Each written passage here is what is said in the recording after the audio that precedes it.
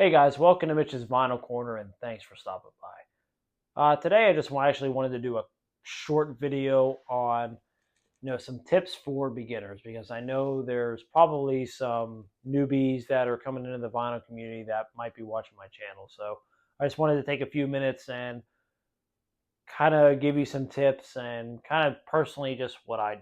Again, this is my opinion. I am definitely not an expert at all. I'm not some high-end audiophile that has hundreds of thousands of dollars worth of equipment and thousands upon thousands of records, like first original pressings and all that stuff. Like, again, I'm just not that type of guy.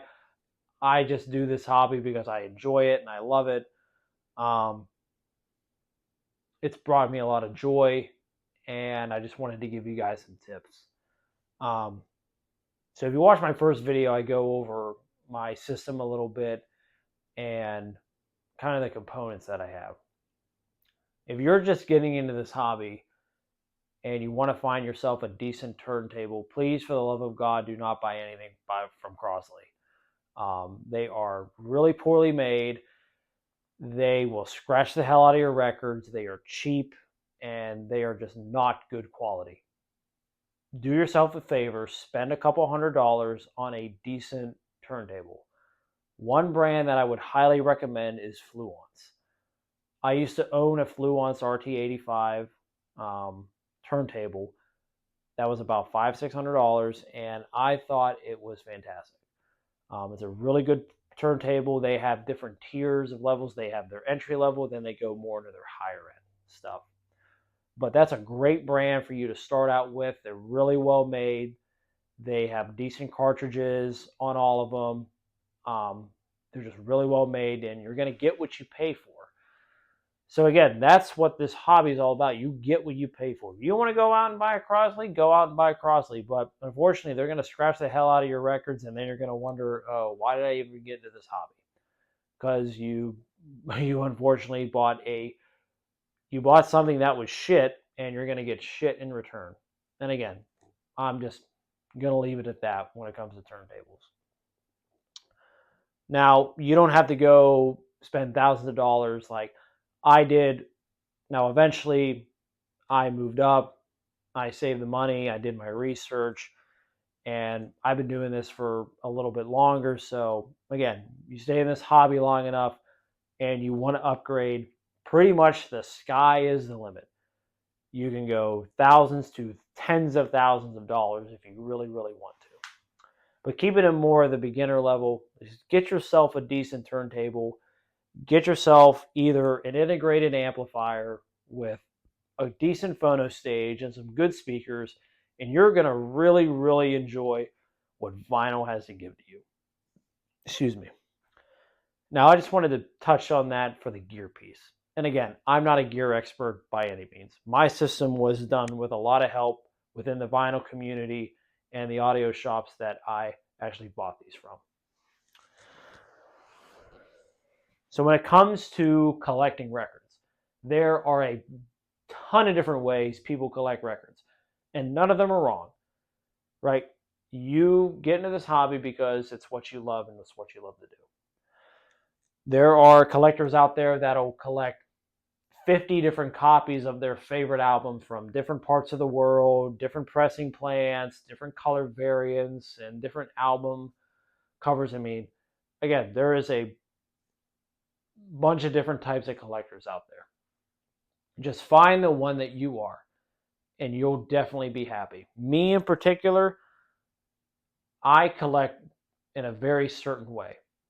I'm not the type of collector that collects just everything to collect. I did when I first started out because, again, I was just doing it to have them. I didn't really understand anything about sound quality and all that stuff and different pressing plants and mastering and all that. It wasn't until I got really more into the hobby that I really started to understand, what all of that meant.